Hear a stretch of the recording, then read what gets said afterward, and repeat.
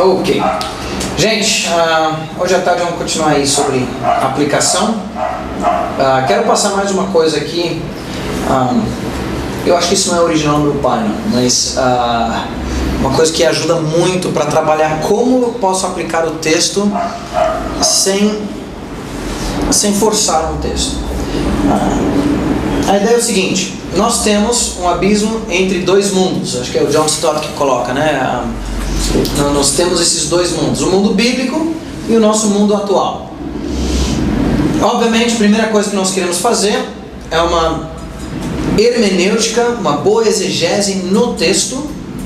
E o que nós temos é como se fosse uma escada com um pé em cada mundo, o mundo bíblico e o mundo contemporâneo. E o que nós estamos procurando é em qual degrau é que nós vamos poder atravessar como ponte para chegar do texto para onde nós estamos hoje. Os degraus mais baixos é o princípio concreto, direto.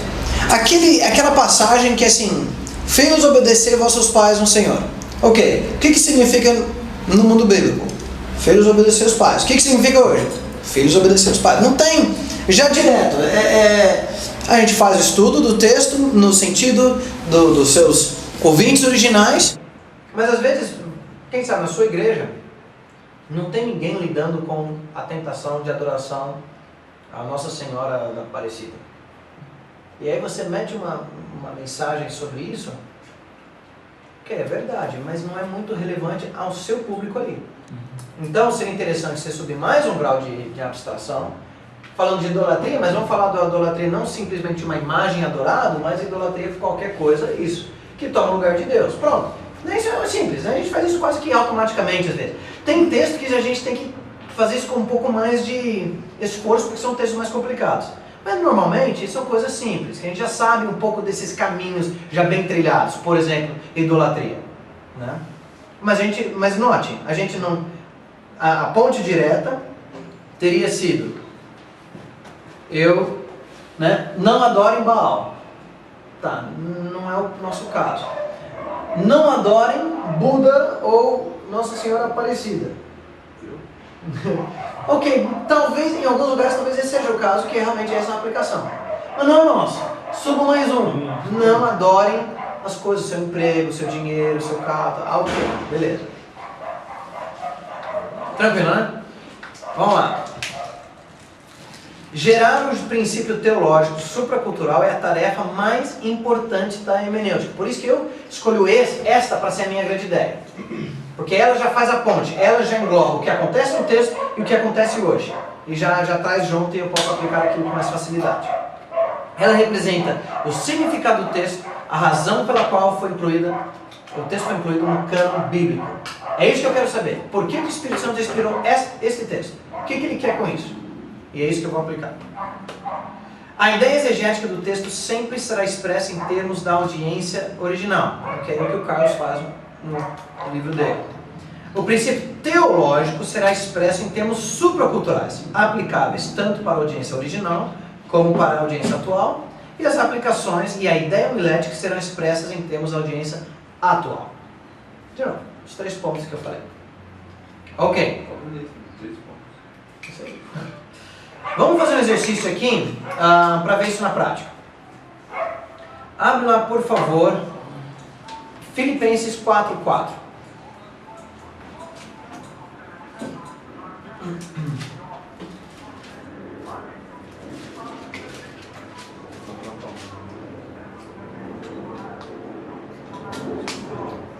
Filipenses 4:4. Alegrem-se sempre no Senhor. Novamente direi: alegrem-se. Ok, vocês conhecem mais ou menos o contexto do capítulo 4? Dê uma olhadinha.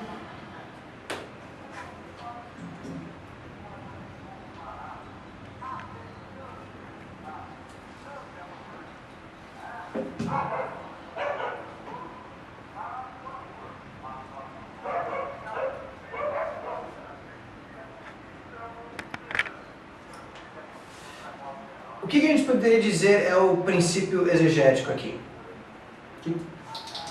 Alegria no serviço. Vamos pensar especificamente quanto aos leitores originais. Havia algum tipo de contenda havia aqui, né? Logo antes, sim. Tem que ler o 3, né? Portanto, começa com Não sei se eles estavam se dedicando a... Você está querendo dizer que eles estavam se importando mais por isso e estavam deixando a alegria do Senhor de lado? Não sei se Ok. O contexto da carta de Filipenses qual é? Agradecimento pelo quê? Pelo sustento financeiro. Paulo está preso e eles deram ainda além do que eles podiam, né? Eles estavam passando por necessidades. Dificuldades por causa do evangelho? Também. Mas mesmo assim eles estavam olhando e sustentando Paulo. Ok. Embora isso, nessas dificuldades também a gente vê um pouquinho de alguns problemas entre alguns deles, possíveis pressões. Então, um contexto de provação e perseguição. A gente podia dizer assim, no contexto de provação e perseguição, Paulo insiste que os filipenses alegrem-se por manterem seu foco em realidades eternas e com dependência total no Senhor. Não é o que ele diz nos versículos depois?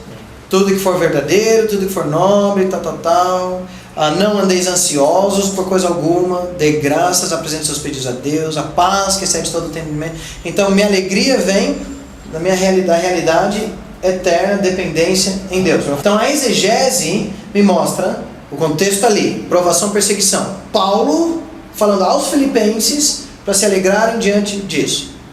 Ok, qual seria então o princípio teológico, supracultural? Alegria e meio perseguição. Ok, mas e quem não está sendo perseguido? Tem que ser alegrante por perseguir. Ok. Aqueles que estão sofrendo perseguição. Então, Contribuir. alegria em meio... Alegria direto, né? Esse aqui na verdade, a gente vai atravessar bem baixo na escada de abstração, certo? Ele não tem que subir muito. Perseguição a gente não conhece tão forte ainda, né? Mas o que a gente conhece? Em que nós precisamos dessas verdades? Relacionamento. Tribulação, pessoal. Tribulação, ok, provações. Ele fala logo em seguida, não andem ansiosos, ok? De onde vem essa alegria? Tá. Então talvez a gente poderia expressar assim: o cristão que enfrenta a ansiedade e provação deve renovar sua alegria exclusivamente no Senhor. Certo? Agora, note que aqui não estamos falando de Paulo, não estamos falando dos filipenses. A gente subiu um pouco num princípio que tange. É isso que está acontecendo lá em Filipenses? Em Filipenses lá? É isso que acontece hoje? Ok. E aí, você talvez pode ainda aparar isso para deixar mais curto no homilético. Em meio ao desespero, alegre-se no Senhor. objetivo, né? Mais objetivo. E aí você vai destrinchar suas aplicações a partir disso. E aí, por exemplo, o que nós podemos aplicar isso para a realidade hoje?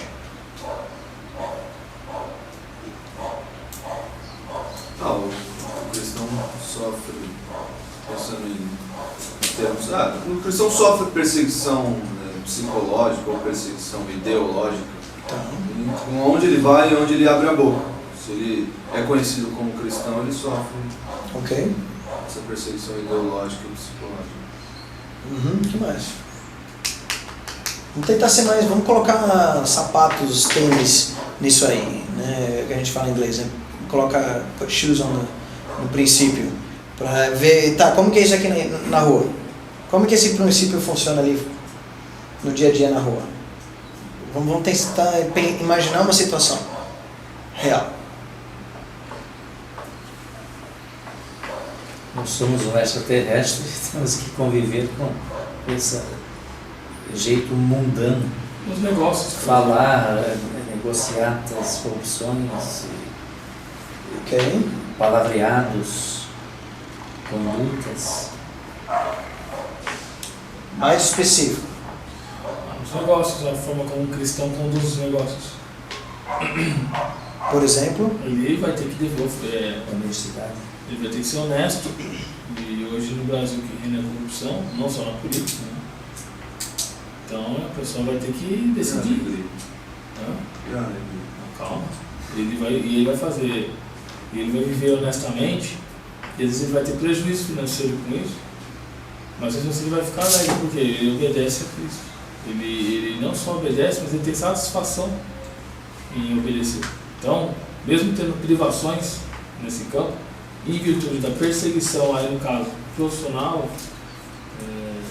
ética também, ele vai se manter alegre no Senhor, confiando que Deus vai dar para ele a provisão de tudo que ele necessita. ok, muito bom. Existem outras situações que não de perseguição, mas simplesmente de provação, Sim, na escola. em que nós passamos a ter ansiedade, e precisamos de alegria no Senhor. A gente faz planos, por exemplo, de estudar e crescer academicamente, né? E muitas vezes a gente é privado por alguma situação na família, vamos supor, que a gente é chamado a participar de alguma forma, ajudando financeiramente, então a gente tem que abreviar o sonho mesmo, vamos supor. E hoje a gente tem uma pressão maciça, você tem que crescer, tal.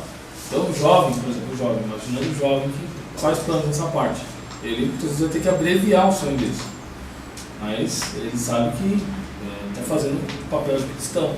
Ok. Uma situação, outra coisa na escola também, o jovem hoje, está tomando o gancho daquela lição em Tessalonicenses, né? 4. O jovem tem nessa parte aí, em relação à coisa sexual, né? Muito bem, são vários pontos aí. Alegre-se sempre no Senhor. O que é que tira a nossa alegria? O que faz eu ficar chateado, bravo, triste? Ansiedade. O que me causa ansiedade? Falta de água, vamos lá. Ok, nós estamos com uma falta de Falta água.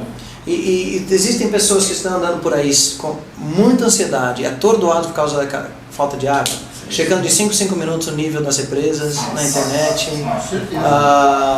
Ok, então nós temos uma dificuldade, e de novo, nós estamos indo um pouco mais no abstrato aqui, o texto está falando especificamente na situação de perseguição, mas também inclui provação. Então, mas o princípio maior é o que tira minha alegria também mostra o que é que me dá alegria. Certo? Se a água é capaz de tirar minha alegria, por mais essencial que ela seja, minha alegria está nas minhas necessidades temporais. Então, onde deve estar minha alegria conforme esse texto? No Senhor. Então, o que sustenta minha paz na minha ansiedade, para não ficar ansioso? O que me dá alegria? É estar no Senhor. É conhecer o Senhor. Ok, então a gente pode trazer quais são verdades do Senhor que podem me sustentar. Vamos pensar em algumas coisas que são nobres, verdadeiros, corretos, puros.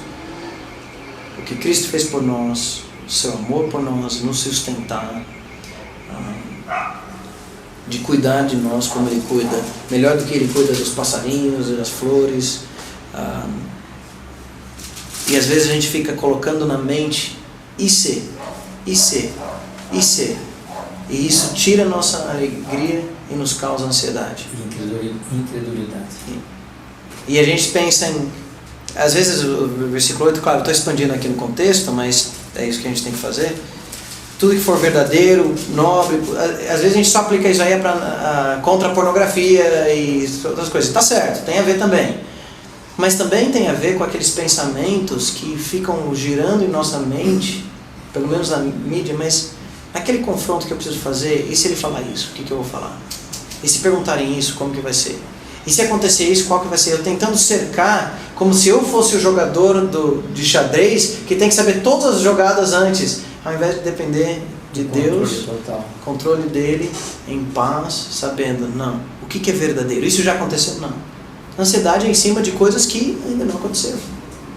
E se baixar mais 1 metro a represa? E se faltar água em casa? E se podemos planejar, mas A minha alegria vai ser de lembrar o que é verdadeiro, de Deus que me sustenta nisso. A paz de Deus que será. Sei lá. Pensando aí. Vamos olhar mais um aqui. Agora vocês vamos fazer em duplas. Pode ser por fileira, talvez. Texto. Romanos 16:16.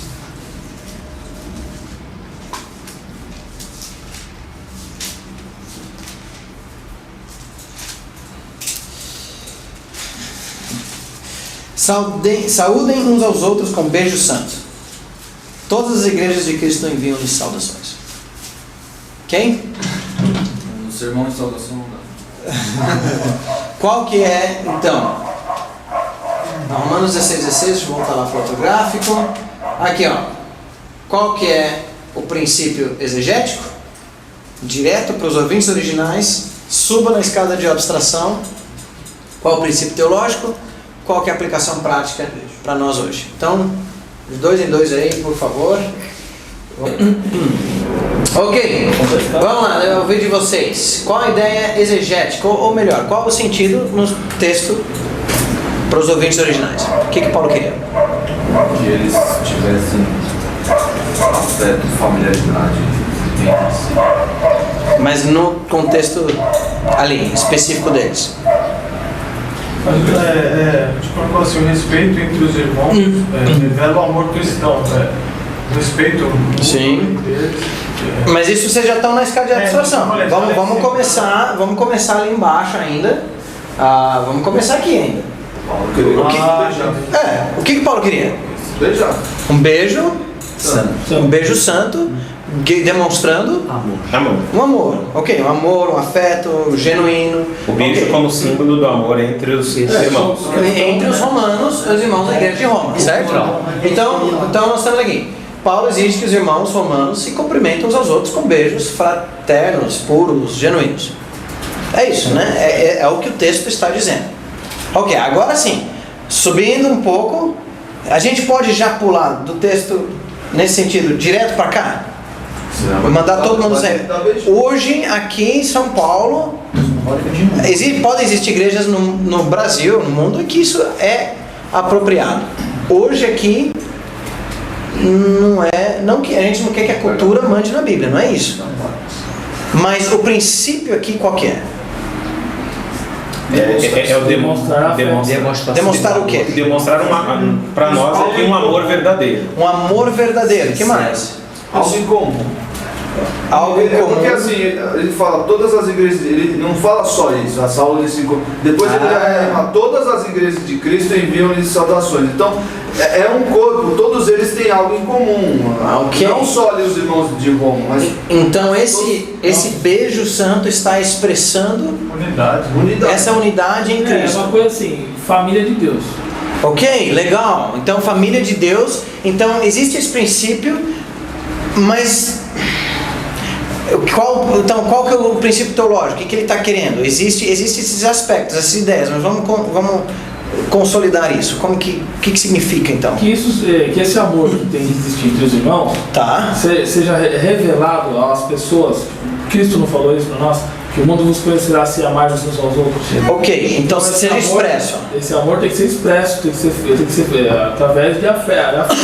Ok, então... Pode ser palavras de elogio ao irmão, pode ser um abraço, pode ser estou com você, uma pergunta. O princípio é... O princípio é demonstrar, expressar afeto com o irmão. Por causa de quem nós somos em Cristo como igreja. Sim. Perfeito, ok. Então, princípio teológico, os cristãos devem manifestar amor mútuo através de gestos puros de saudação e convivência.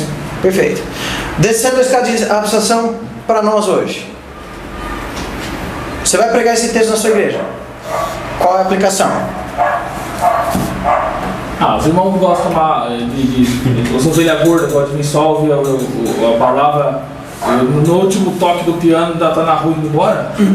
Entendeu? Seu irmão, Toma um cafezinho. toma um cafezinho aí, né? A comunhão, incentivar ele a comunhão. Só, o que eu vou ter em comum com você se você nem ficar na igreja? Você vem aqui com amor. Interessante. Então que o pessoal que já pega, já sai embora, já tem uma primeira aplicação para eles. Aplicação, vamos colocar isso no princípio primeiro, homilético. o que devemos fazer? Qual que é o princípio nesse texto para nós hoje? Valorizar o tempo na igreja. Ok. Valorizar o tempo com os irmãos na igreja. Ok, unidade, sim, mas A comunhão entre os irmãos revela o amor cristão. mas vamos pensar um pouco nisso aqui. Não tem que ser tão abstrato. Pode ser um pouco mais aqui, né? Os cristãos porque isso aqui continua valendo. Os cristãos devem manifestar amor mútuo através de gestos puros. Que gestos puros de salvação hoje? Cumprimento, ok, cumprimento, um abraço. Então a gente poderia colocar talvez aqui homilético, amor fraternal manifesta em cumprimentos genuínos. Certo? Porque você tem esse lado do cara que vai embora, você tem o outro que abraça todo mundo e tá nem aí, né? Faz aquilo mecanicamente. Até fica, mas Não sei, como se não tivesse. Na sua igreja tem aquele momento de cumprimentar uns aos outros às vezes? Tem. Como que é? Como que a gente faz isso aí? Né? Todo mundo senta, nem olha pra cara do outro, né? Né? Entra lá, senta no banco, aí de repente é hora de cumprimentar. Tudo bem, né? Aquela coisa assim, senta depois, vai embora também. Quanto faz cara de alface, já. Ele já está se preocupado com amanhã. Como é que vai ser amanhã? Será que é isso? Né? Então aí aplicações práticas. Ok, o camarada que vai embora antes do, né, logo que termina o culto o cara vai embora. O outro que cumprimenta, mas não é sincero. O que mais? É se aproximar dos irmãos a fim de conhecer de fato, se preocupar de fato, perguntando um pouco sobre a vida dele, né? Querendo saber como está a vida dele. Suas necessidades. Ok. Está passando fome, meu irmão. Sim. Está sem condições de voltar para casa. Aí sim, claro, aí é um amor um pouco mais amplo, mas realmente, de fato, isso é uma expressão disso. Mas aqui está sendo bem específico quanto ao cumprimento, né? Como que a gente cumprimenta hoje? De mão, braço. Mão, braço, às vezes um beijinho, se for aperto de mão, tal. Então, tem isso aí. Fique um tempo ali ainda. Aproveita quando você tem irmão, abraça. Tem um senhor lá na igreja, que é o chefe do estacionamento. Você conhece o JC lá de Bragança? Tem o Multimarcas? Sim. Então, ele sempre quando ele vem cumprimentar, ele nunca cumprimenta, ele vem dar um abraço apertado. E sim, aquilo é marcante, porque ele realmente ele vibra com o amor fraternal, o amor como família na igreja. E às vezes isso é um desafio pra mim, porque eu sou mais friozão, né? Gringo e tal. O Fernando, por exemplo, quase quebra a costela daqui. No caso do Fernando, eu posso até dizer que tem irmãos que vão embora antes com medo do abraço dele. Tem irmãos que falam assim, eu vou embora um pouco mais cedo hoje porque o Fernando vai vir me abraçar no final do culto. Como tá gravando, isso é brincadeira. Ainda fica assim, né? Cadê o Fernando? Mas é interessante porque é o seguinte, aqui ele fala do beijo santo. As igrejas venham saudações. Ele acabou de dar uma lista de saudações. Não é um cumprimento simplesmente frio que você tem na sua empresa. É algo mais, é família. Essa aí, a palavra não é formal, chave, né? Familiar. É familiar. Então como que é isso? Porque tem o cumprimentar, né tal. E tem peraí, eu me importo com você, você é meu irmão. E aí, de novo, nós estamos partindo do coração. E aí esse coração se expressa não só no cumprimento, e aí sim, né? Se preocupando como ele tá, a sua vida e tal. Mas às vezes nem isso dá tempo. Tá ali no início do culto, no final do culto tá indo, tal. Precisamos dar mais tempo, mas às vezes, mesmo assim, no cumprimentar, você já transmite um amor, já transmite uma preocupação, transmite um carinho, transmite, olha, boa semana pra você. Não é boa semana, boa semana. Né? Nós não vamos nos ver essa semana, mas nós somos irmãos, estamos juntos. Tô falando pra mim, isso eu não tenho muito bem essa prática, eu preciso melhorar nisso, crescer nisso aqui. Mas deu pra ver a escada de abstração, é isso aí, né? Em termos de aplicação também é assim. Hoje nós temos aí formas de manter o contato durante a semana também. Pegar um telefone celular do irmão aí, você já tem aplicativo lá. Sim. WhatsApp com ele, conversar. De levar esse mesmo coração além, né? Ainda que isso não jamais vai suprir esse cumprimentar, esse afeto, né? Isso. Jamais. É uma extensão também, então pode contribuir com a comunhão. Manda no chat pro pessoal abraço. De manhã. Manda um abraço. Davi, Aí tem aquele grupo de chat gigante, todo mundo. Bom dia, bom dia. É isso aí. É isso mesmo. Ainda bem que o meu grupo é pequenininho. Aí fica já pintando. São só 12. Toda hora, né? Esse é o WhatsApp santo. o Orkut, agora, depois foi WhatsApp, Facebook, agora é WhatsApp. Haja memória para o WhatsApp. É, muita coisa. Nós colocamos aqui: o servo do Senhor ama verdadeiramente a seus irmãos. Sim. Agora, isso ainda está um pouco mais alto na escala de abstração, que é verdade, está aqui. Depois abaixa. Mas eu acho que assim, a gente ainda tem que abaixar, porque chega lá, irmão, cumprimenta uns aos outros, com amor, com sinceridade, com santidade. Ó, vocês adolescentes, com santidade. Né? Você vai dar um abraço aí? Atenção! Né? Ó, aqui, ó, beijo santo. Ah, o pastor mandou, né? Tô beijando todo. Não. Não é.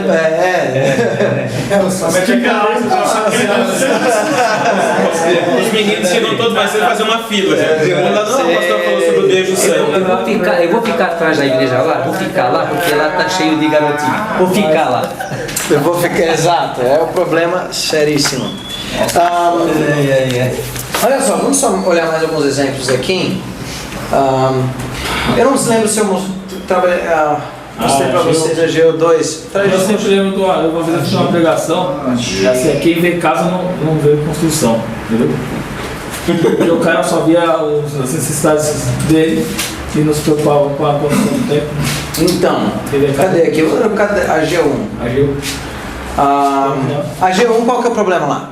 É esse. Os irmãos não se preocupavam com a necessidade de construir o templo. Né? O templo. Então eles estavam construindo suas próprias casas e não a casa do Senhor. Isso. Beleza. Dá pra gente pegar a G1? Dá. Dá, né? Mas o que a gente vai falar?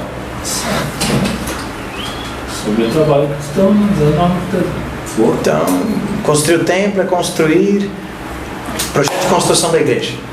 Não. Construir no irmão uma vida santa. Ok. Isso depende do seu empenho. Oração por ele, se preocupar, discipular, se focar. Ok. Então o princípio maior lá é o quê? É a obra de Deus, né? Trabalhar para o reino. Então, trabalhar para o reino. Qual é o problema? Eu enxergar só a minha necessidade, não a necessidade do reino. Ok. Então eu estou olhando para as minhas coisas, as minhas prioridades e negligenciando a obra de Deus. Ok, então esse princípio ainda vale? Opa. Nós temos esse problema nas nossas igrejas? Foco na condição decaída.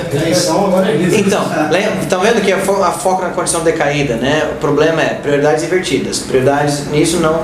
Então, e aí traz para nós essa aplicação. Ok? Então, quando eu trabalhei, eu preguei a Ageu, foi justamente isso. A minha ideia foi: Deus frustra prioridades egoístas, mas encoraja o coração submisso. Porque tem um lado positivo no texto também, né? E aí esse lance, o que é, como que nós investimos na obra de Deus? Qual é a obra de Deus para a gente investir hoje? É uma construção necessariamente? Qual que é o templo de Deus hoje? A igreja, as pessoas, né? Pedras vivas, edificar uns aos outros, né? Construindo, investindo, é ministério, é missões, é tudo isso. Qual a minha prioridade? É simplesmente meu conforto ou é o reino de Deus? Ok? Então nós temos um exemplo disso aí. Deixa eu ver o outro. Deixa eu nem sei se tem uma coisa que eu posso mostrar nisso aqui.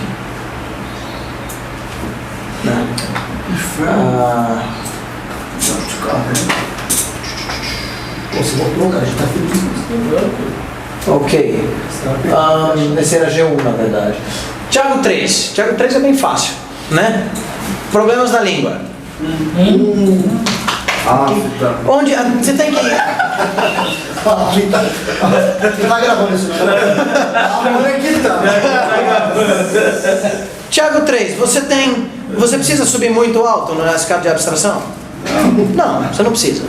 É ali. Problemas da língua, problema na língua é para todo sempre, né? 1 Pedro 1, 13 a 16. Deixa eu ver se eu tenho isso aqui. É como fogo. 1 Pedro 1, 13 a 16. Isso aqui, ó, a aplicação já está aí. Estejam alertas.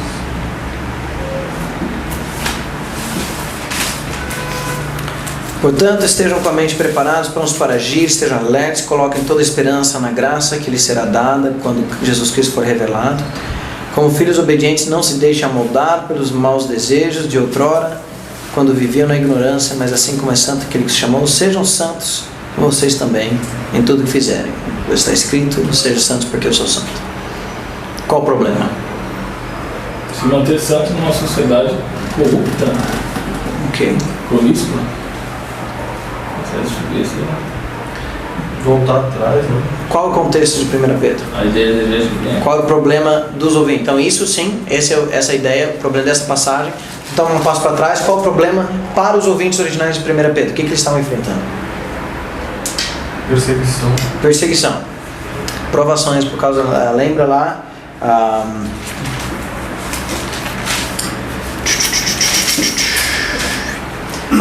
4:12. Amados, não se surpreendam com o fogo que surge entre vocês para os provar, como se algo estranho estivesse acontecendo. Capítulo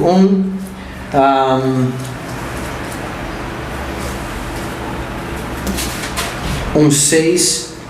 Nisso vocês exultam, ainda que agora, por um pouco de tempo, devam se entristecer por todo tipo de provação.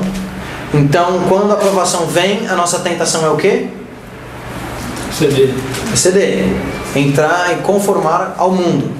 Ok? Então, diante disso, o que é a verdade teológica desse texto que nos ajuda para não ceder? Obedecer. Ser santo. Obedecer é o que eu preciso fazer. Ser santo é o que eu preciso fazer, mas... Sim, mas... Por quê? Baseado no quê? Qual a verdade, qual a graça de Deus nesse texto que me ajuda a não me conformar? Ser A filhos. esperança em Cristo. A esperança na graça que lhe será dada quando Jesus Cristo for revelado. Então eu estou falando uma graça futura. Ok? Então, o que eu aguardo dos céus? O que mais? O caráter santo de Deus. O caráter santo de Deus. Então Deus é santo, então eu não devo ser santo. E ainda tem outro, que é o fato de ser filho. Então eu sou filho, eu estou aguardando, né, a glorificação. Eu tenho um pai que é santo. Essas coisas me motivam a ser santo em mim. Ok, então a gente tem várias coisas aí. Cadê? Isso aqui foi um congresso sobre jovens inconformados. Eu trabalhei uma história, criei uma história de um... Você é o Adriano? Oi? O Adriano? Chega de ser? Eu fiz a captação de uma história. Imagina um menino de rua, já, sei lá, seus 10 anos, mas já é traficante, já é laranja lá para os traficantes no morro. A polícia, o BOP entra, mas ao invés dele ser preso, ele se vê no lugar errado, na hora errada, mas ao invés de ser preso, ele é adotado pelo comandante e tal. E qual seria a vida dele enquanto ele aguarda sair a papelada para ser tirado do morro? Agora ele é filho do comandante da polícia, ao invés de ser um traficante. O que muda? Enquanto ele aguarda ser tirado, na sua condição agora de adotado como filho de um pai que ele é polícia, ele é... Mas tem que ser padrão 0 meio. Ele vai ser perseguido. Ele vai ser perseguido, ele vai ser provado. Você é mesmo? Duvido. Por que você não faz a mesma coisa que a gente faz? Antes você atirava no policial e agora não. Tá. É parecido com a questão. Aí, eu tinha feito antes uma enquete lá com os adolescentes pelo Facebook. Como que um jovem crente sofre no mundo de hoje? Tentando fazer essa ponte para o mundo hoje. E eles mesmos colocaram lá as respostas. E aí usei isso durante a minha exposição de 1 Pedro para trazer um pouco. Porque vocês não são perseguidos que nem o público inicial de 1 Pedro, mas existe sim essas questões. Facilmente influenciado, desânimo, amando mais ao mundo que a Deus. Enfim. Primeiro ponto, espere na graça de Deus. né? Esteja alerta, arregaçar as mangas, preparado, atento. Segundo, não se molda aos desejos vazios do mundo, lembrando um pouco Romanos 12:2. Os nossos ídolos hoje, que moldam os nossos desejos, quem eu quero ser quando crescer, né? O que é o casamento perfeito? Do príncipe à princesa. O que é o empresário perfeito? O Steve Jobs. Enfim, que são simplesmente coisas que são colocadas diante de nós, isca. Então, pense em adolescente, tá bom? O Celso se identificou de alguma forma. Apareceu o parente dele. Você é um cara chato. Terceiro, se molda ao caráter do Pai. A ordem seja santo, a extensão em todo o procedimento, o padrão começando aquele que você chamou. Quem tem transtorno obsessivo compulsivo fica louco. Já usou luz vermelho aí. E aí a ideia da perfeição, às vezes a santidade, a gente tem uma visão ofuscada.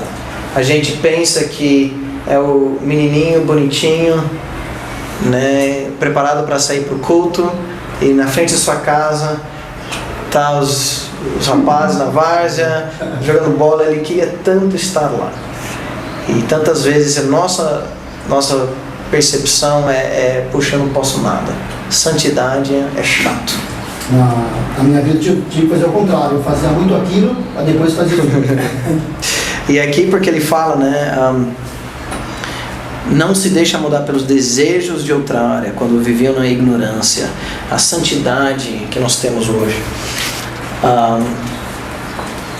Então a conclusão aqui foi, a grande ideia para o livro. Deixa eu ver como que eu trabalhei melhor, porque no PowerPoint não está.